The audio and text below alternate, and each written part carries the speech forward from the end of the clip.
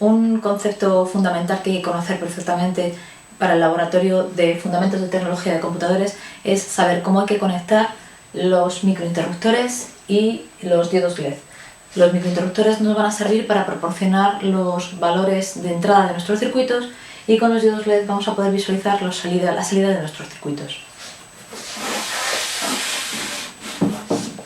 Comencemos con los microinterruptores. Son dispositivos mecánicos, es decir, que no hace falta alimentarlos entre VCC y masa. Los conectamos, como decía, para proporcionar valores de tensión adecuados a las entradas de nuestros circuitos.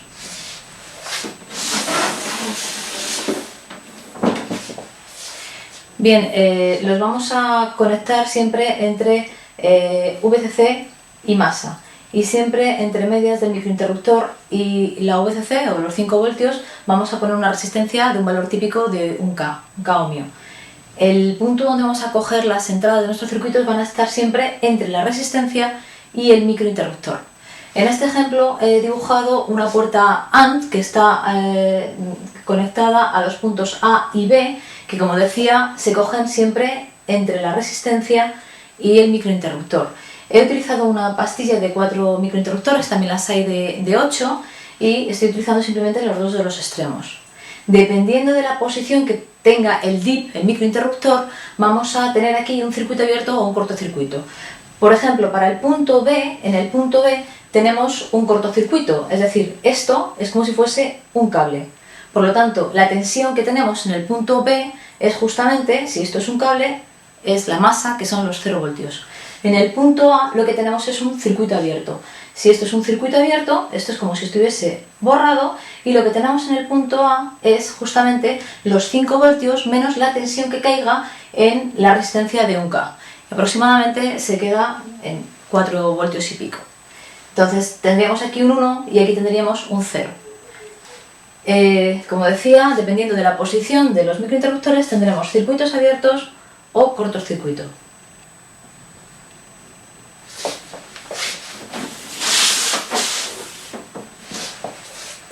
El valor de la señal depende, por tanto, de la posición del DIP del microinterruptor. Cuando está en la posición ON tenemos un cortocircuito y el nivel es un valor bajo, es decir, es un valor próximo a 0 voltios que se interpreta como un cero lógico. Cuando está en la posición OFF lo que tenemos es un circuito abierto y tenemos, por tanto, en ese punto un nivel de tensión alto, un 1 lógico o un valor próximo a 5 voltios.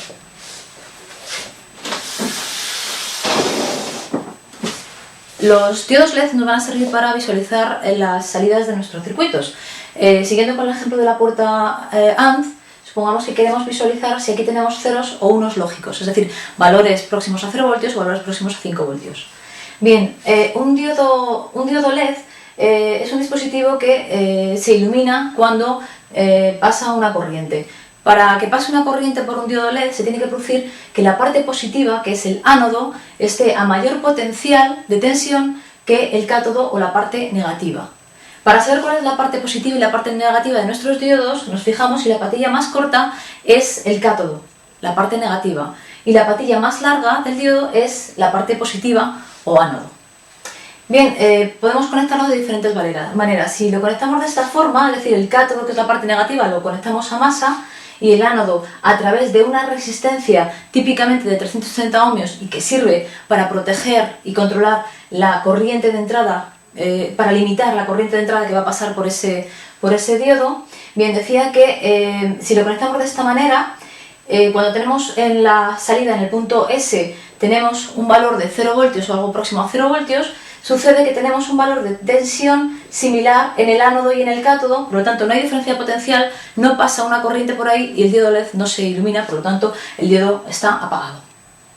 Por contra, si tenemos aquí un valor de tensión próximo a 5 voltios, es decir, un 1 lógico, tendremos a mayor potencial el ánodo que el cátodo y por lo tanto pasará una corriente que hará que el diodo LED se ilumine, lo tendremos encendido.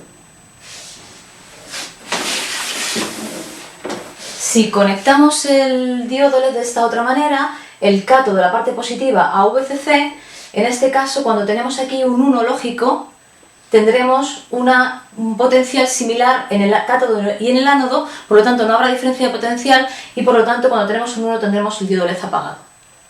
Por contra, cuando tenemos un cero lógico, tenemos mayor potencial en el ánodo que en el cátodo y hará que pase una corriente que haga que ese diodo LED se ilumine.